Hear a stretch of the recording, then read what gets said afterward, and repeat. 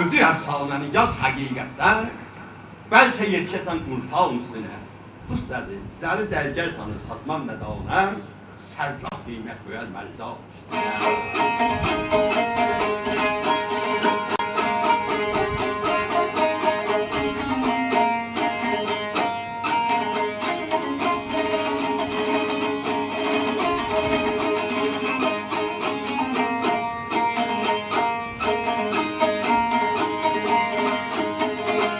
Yer xanıyla əmir oldu,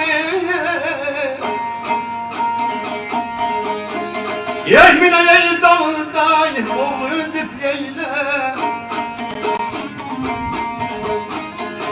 İlə minəyə dağında, Cəbrayıl dayandı, İsmail dayandı. İlə minəyə dağında, Cəbrayıl qoş gəldi.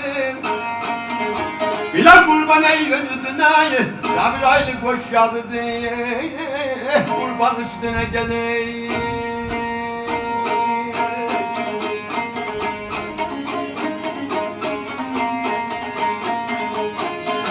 Yeri, ey mənə hicavda, məgər mən ölmüşdüm, dil verdi yada gələk.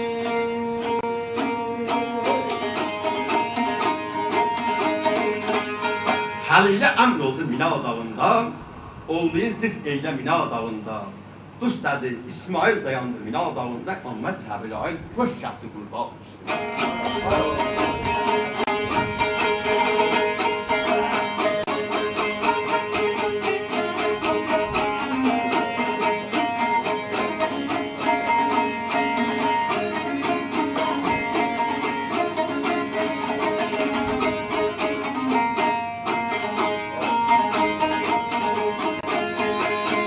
İlə yadımda neyi çıxadım ayım, Qəbilə-i əzdavdır, qarğısər günahı.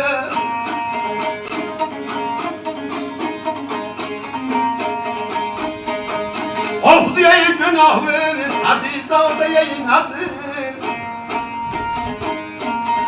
Hakkı'ya cevabın, geden adalet. İla divanın üstüne, giden adalet. Divan sütüne geleyim.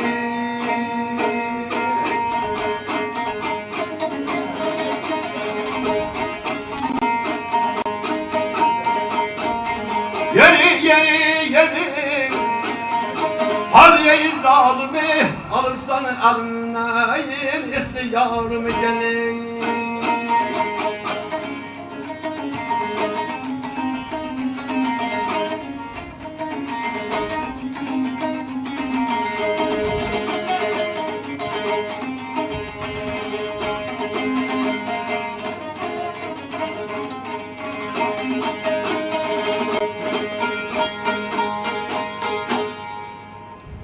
Yadından çıxartma qəbir əzzabı.